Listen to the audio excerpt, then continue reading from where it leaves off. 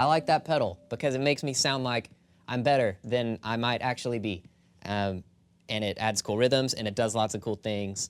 Welcome to delay land at theworshippinitiative.com. It wouldn't be an electric guitar worship training effect series if we didn't talk about delay and dotted eighth delay, because Lord knows we love our delay pedals. And so today we're going to look at what delay is. We're going to look at how to get certain delay sounds and use the different controls on our delay pedal, and then we're going to look at how to apply the delay sounds that we create in a worship context. And so, firstly, why even make a video about delay pedals? Why spend the next 20 minutes talking about echoes and all that stuff? Well, man, it's because just like every video we make, we want to always put in front of us and remind ourselves that the tools that we have are just resources that God's given us to steward as we seek to be a part of in our worship team, helping our congregation sing true things about God, that we can be a part of creating something that's really beautiful and compelling and purposeful, and we can use our delay pedal as a way of helping do those things. And so, man, it can also be really distracting. It can be way too echoey, it can be way muddy, and so we want to look at how to use these things well so that we're not distracting, but actually adding to creating something really beautiful. And so, man, what is delay? Delay is just echoes. What you put into it, it plays it back to you, and you can change the length of when those echoes happen. You can change how long those echoes go. So that's what delay is. So, man, before we even look at, well, what's the difference between tape delay and analog delay and digital delay, before we can even jump into that, we can look at some of the controls that, regardless of what delay sound you're using, these controls will apply. And so, man, first we've got time. That's how long. I'll tap it in here, but a lot of pedals will have a knob to change this as well. But you can change how long your delay sound is. And so that's your time control. You can either tap it in or adjust the knob on your pedal. The next one is repeats or feedback. You can have it be only one repeat if you want, or you can have it go on forever and actually get louder sometimes. And so that's repeats, that's the feedback. It's how many echoes you want to have coming out of your delay pedal. The next thing is mix, the next control. What that is how much, or the volume of your delay sound, how loud that is in comparison to your dry sound. And so you can have your mix really low, and you hear the echoes really faintly in the background. Or you can have them be really loud. And so we'll look at how to apply that, but mix is the ratio between, or the effect level control, it might be called that on your pedal. It's the ratio between your dry sound and how loud your echoes are in relation to that. The next control, some delay pedals will have this, others won't, but it's called a filter control, or like a tone control, and this is really similar to your tone knob on your guitar. If you have it all the way up, it's going to be really bright. If you have it all the way down, it's going to be really dark. And so, just like with your electric guitar, if your tone knob is all the way open, you're going to hear the high end, and it's going to stay in the signal. Where if you turned your tone knob all the way off, like on your electric guitar, it gets darker. The same thing is true with delay repeats. And so you can hear how each of those repeats is getting darker. And so we'll talk about how to apply that, but just really briefly, that's a really great way to sort of tuck a delay sound into what you're doing without it being this super prominent, standout effect. When you have the repeats getting darker, it helps it kind of blend into what you're doing a little bit more. The next and kind of last thing, some delay pedals will have this, others won't, but it's the modulation control. And so what this is doing is adding a chorusing effect or a pitch modulation effect to just the delay repeats of your sound. And so without it, it sounds like this. So it's just plain Jane what you hear, what you put into it is what you get back. But you can turn up your mod and you'll hear a lot of kind of pitch bending and sort of chorusing effect on those repeats. And So that effect's really great if you want to add a little bit of texture, a little bit of variation, or if you're doing an ambient sound or a pad sound, having some of that chorusing effect can help create some space. But it can also make you sound out of tune if you're not careful. So using that sparingly is really important. So, man, now that we've looked at all these different parameters, all these different ways to manipulate delay, we can look at different delay types. And so I've pulled it into 5 kind of main buckets of delays. You've got digital delay, analog delay, tape delay, reverse delay, and then dual delays that we'll get into a little bit as well. But a digital delay is what it sounds like. It's a digital device that's repeating your sound. And so I think about this as giving me the cleanest, clearest, most pristine, whatever I put into my delay pedal set to digital is exactly what I'm going to get back from it. So here's that sound, a digital delay. So you maintain the high end. There's no sort of darkening of the signal as you go on. So that's a digital delay. These are really clean. I tend to not use them because they're really clean. I like some of the character and grit that these other delay types that we'll get into add to the sound, but digital delay is a great option. Next is an analog delay or a bucket delay. It's a bucket brigade. It's a pedal that's got 2 or more chips, computer chips in them that are repeating the signal, and over time that signal gets a little bit degraded. It gets a little bit more lo-fi, and so each repeat actually ends up getting a little bit darker. You lose a little bit of low end sometimes and some high end. And so here's what that sounds like. I'll play that and then compare it to the digital delay. So you can hear a little bit of warble, a little bit of darkening.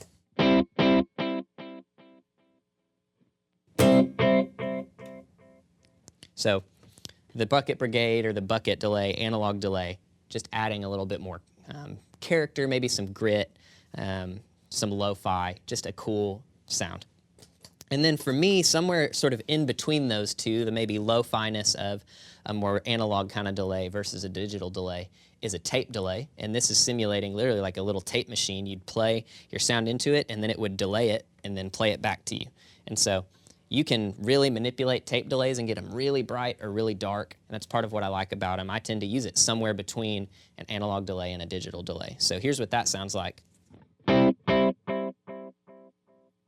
So you maintain a purer signal, but you're getting some of that high-end roll-off and not really as much of the grit of an analog kind of delay. So I'll switch between those two for you to hear the difference.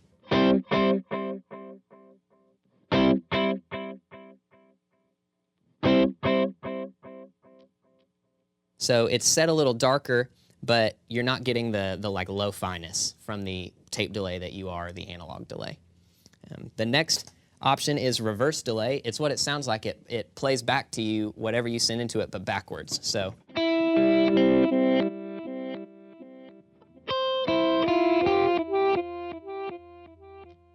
that sound can very quickly get very strange and very confusing and very muddy. I tend to use it with a really long reverb. I'll show you an example, and use it with like pad sounds. So here's kind of what I use the reverse delay for.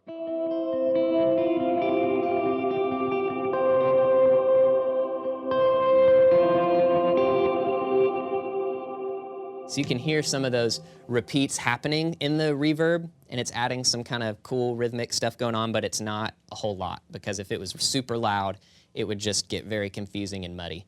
So reverse delay, that's what that is. It plays it backwards. The last option or delay type that we'll look at is dual delay. And so there's kind of 2 types of dual delay. It is what it sounds like. It's running 2 different delays at the same time. But there's 2 ways that you can run it. You can either run it in series or in parallel. So I'll show you first running in parallel and then change it to series for you to hear the difference. But parallel is basically running 2 delay devices at the same time, but they're running independently of each other. And then series is one delay pedal is feeding into the next. And so you'll hear the difference between those pretty easily. Here's a parallel delay.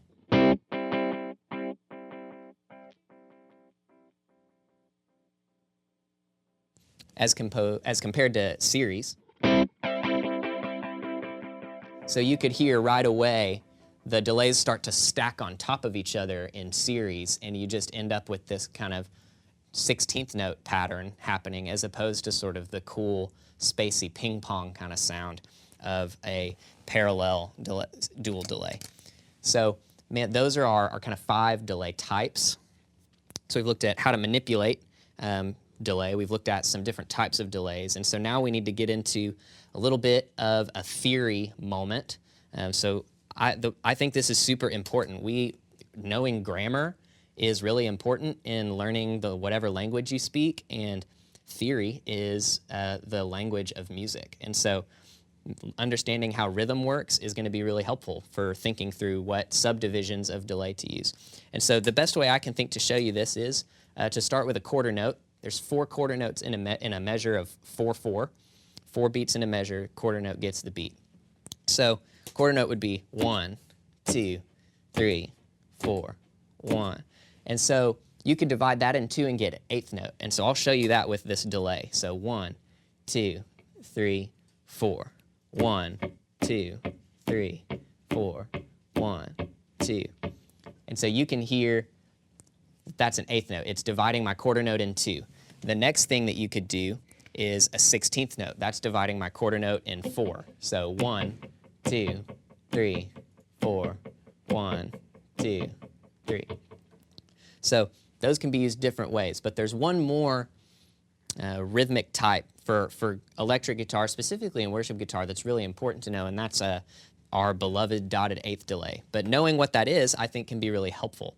And what a dot does in music theory, if you have an 8th note, it's just a normal 8th note. But if you put a dot in front of it, it adds half of that note's value to the note. So an 8th note is 2 16th notes. But if you added a dot to it, it becomes 3 16th notes. And so what that's going to do is create this sort of rhythmic, galloping, syncopated effect in your sound. And so here is a dotted versus a 8th note. So you have 1, 2, 3, 4, 1, 2, 3, 4, 1, 2, 3, 4. And so you can even hear, as I'm just playing percussively, it's starting to add this sort of galloping. When they end up stacking on top of each other, what ends up happening is you start hearing only 16th notes, so 1 E and a 2 E and a 3, which can be a really cool effect, but if you have too much of it, it can get really crazy and really muddy really quickly. And so understanding some of that theory of how those things work, I think, is helpful. Oh, I want a kind of galloping, syncopated effect. I need to go to a dotted 8th note. Or, oh, I just want something that's not adding any new rhythm. I should get probably an 8th note delay or the like. So understanding those subdivisions is going to be really helpful for you. The next kind of thing we want to talk about is maybe some different types of pedals that you could get. So I've been, for our purposes today, really just using this Strymon Timeline. It's kind of the flagship, mothership delay pedal. It's got, gosh, 200 presets or something like that, 100 presets, something crazy. And it allows you to save different subdivisions and different delays so you can access them really quickly. And so for me, that's really helpful to be able to get to a bunch of sounds really quickly. I also have on my board this Strymon El Capistan, and I tend to use it as kind of a slapback 16th note effect that I'll show you here in a little bit. But I wanted to be able to have that sound, a 16th note, accessible really quickly. And so I bought a separate unit just to do my slapback sounds. And then I have these 2 other options here with me today as well, just as for you to be able to see them. If you don't want to just go out and drop, I think the timelines are about $450, but you can find them cheaper used probably. But if you aren't ready to kind of jump in that much, these other 2 options are really great. They're the Boss DD20 Giga Delay and the Boss DD6 or DD7. These are really great because they've got the effect level or the mix, the feedback, the amount of repeats, and a delay time. And you can even do a tap tempo on some of these as well so that you can tap in the tempo of the song that you're playing on. So these are really great options to look at if you're wanting to sort of explore delay. TC Electronics makes a pedal called the Nova Delay that I used for years that I think is really great as well. And something that I like about that Nova Delay and this DD20 is that they have presets available as well. So you don't have as many presets, but you get 4 on the DD20 and 9 on the Nova Delay. And so that way you're able to save some of those specific sounds that you might be wanting. So if you're looking at trying to venture into the land of delay, go check out some of these options. They'd be really great for you to look at. So, man, next we want to look at, after all that talking, how do we use these effects? How do I apply some of these delay principles into playing with my worship team? There's kind of four approaches or four different types of delay or subdivisions that I use most frequently. I use eighth note, dotted eighth, 16th, and then I have two different types of dual delays that I use. So I'll show you each of those pretty quickly. But starting with eighth note, I use this to add space and depth to what I'm playing, but not add any new rhythmic element. So you can hear, if I'm just playing really big and strumming a really full section of a song, I like to have an eighth note delay on to add some of that space and some depth, but I don't want to add any new things going on rhythmically. So I'll show you what that would sound like and compare it to a dotted eighth so that you can hear the difference.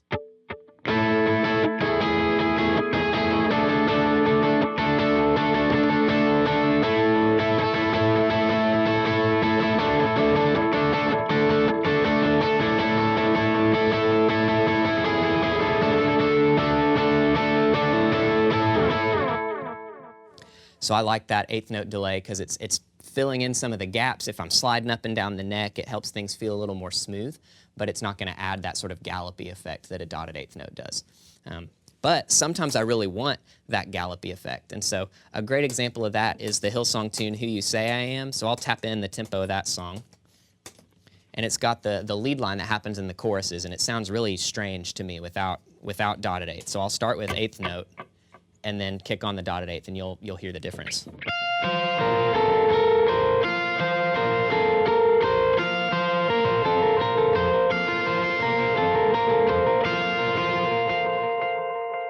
And so that kind of syncopation that it adds is part of the sound. Like the part doesn't sound like the record doesn't sound like the part without that dotted eighth sound. So listening to the songs that you're preparing for with your team as you get ready for a Sunday, listening for what type of delay is being used is probably going to be really helpful as you try to cover some of those parts. So that's dotted eighth delay. It's adding that sort of syncopated rhythm to what I'm playing. Next is that 16th note delay that I mentioned. I use 16th note delay or slapback delay for two purposes. One, if I'm playing slide, so we play a song here with the Shanes that they wrote that's built around Psalm 34. And so I like having the 16th note delay while I play slide. It's not going to add any notes that are very long, and so that makes the slide stuff feel a little better. So I'll show you with a really long 8th note versus 16th note, and I think you'll like the 16th better. So, oh, taste and...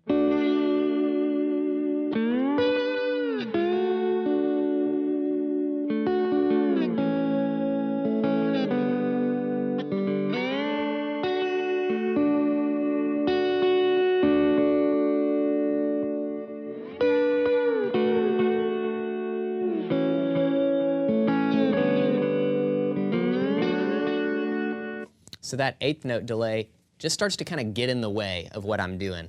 So even if I turned the mix down, having the quicker delay time on the 16th note is really helpful for me, and I just think sounds better. The other time that I use a 16th note delay is with tremolo. So tremolo is adding its own rhythm to the sound because it's pulsing.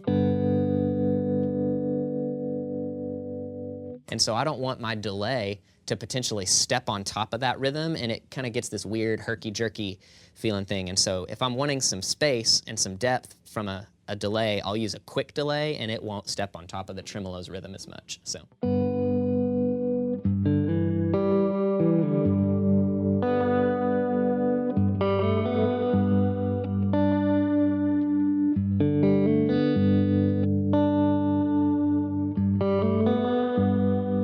So you can hear the difference. I like the kind of space and texture that slapback delay adds when I'm using tremolo. The last kind of delay subdivision that I use is those dual delays. So I will use a dotted 8th note and an 8th note together a lot. And you can sort of use this interchangeably from when you would use a dotted 8th note. Just a dual delay sometimes adds some extra fullness to a sound because there's more notes happening. But with that, you have to be careful that you don't have too much of the mix too high because then you just hear all of these notes happening and you kind of lose the specific part you're trying to play. So I'll use that same dual delay on the lead line of Who You Say I Am, and then I'll jump back to a dotted eighth and you can hear some of the difference.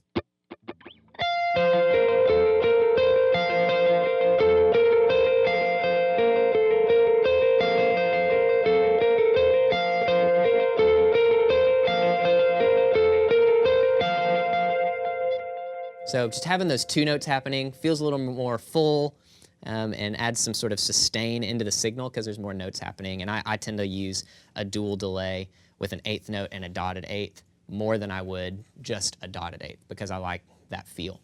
The other type of dual delay that I use, where that first one I'm running those in parallel, I run this next one in series. I'll run a dotted eighth note on my timeline and then run a 16th note delay into that from the El Capistan. And so I like this because it feels a little more open to me. So I can use this if I'm strumming more, but when I have two delays going, I can have them both on, but it's not gonna turn into that washy, muddy thing that we're trying to avoid. So if you can hear just the 16th by itself is just, but when I add the dotted eighth in, it kind of adds this accent in the middle of those 16th notes. And so that's just a cool sound if I'm wanting to strum out a little bit.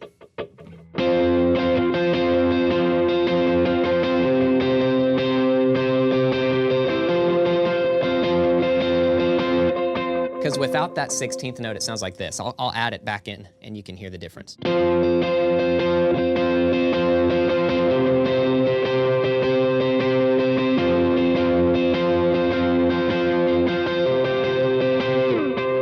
So it's just kind of thickening things up a little bit. So that slapback delay going into a dotted eighth delay is something that I think sounds really great.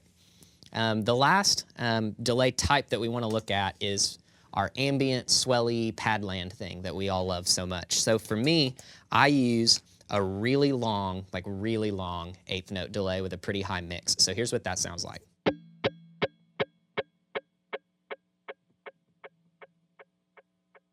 Like it's still going. That's way too much for anything besides ambient swells. If I was trying to just play strummy notes,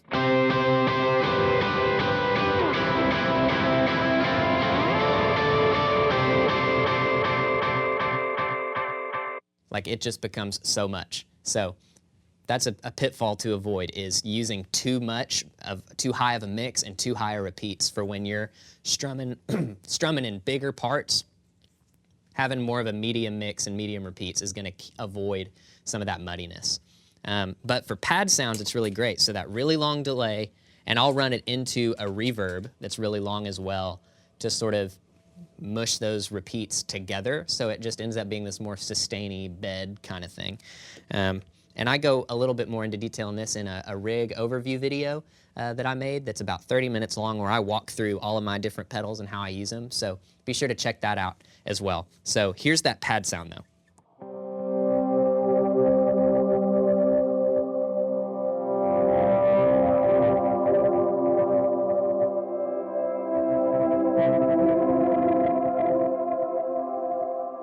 So if I did it without a delay and just reverb,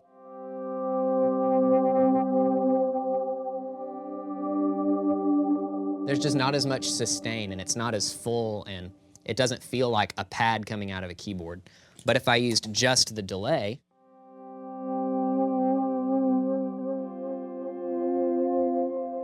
the same sort of thing happens. It just feels kind of dry.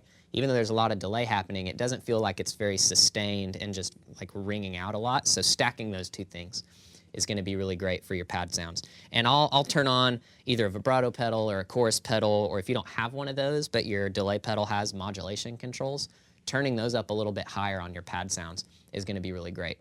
So, man, we've covered so many things. We've talked about what delay is, we've talked about subdivisions and delay controls and different types of delay, and we've talked about different pedals that you could maybe buy. We've talked about how to apply different subdivisions in different settings. And so, man, if you have a question maybe rewind and check out that section again, but also feel free to reach out to us here. Find us on social media or send us an email, and I'd love to respond to one of your emails and answer any questions you might have. So please be sure to do that. And feel free to check out, we've done overdrive videos and reverb videos and any sort of effect training that you might have questions about, we've hopefully made a video for. But we've also made song training videos so you can learn the parts to songs that your church might be singing. And you can see how we're using some of these principles that we've talked about on the studio versions of songs and live in our live sets. And we've got that, and then we have Bible training for you and for your team to just grow in your knowledge of the Word and your love for the Lord, because we want to inform and build up and fill your head with and your heart with things that are true about God, and we want to equip your hands to serve Him really faithfully. So be sure to check out all the resources that we've built for you and for your team over at theworshipinitiative.com. Blessings.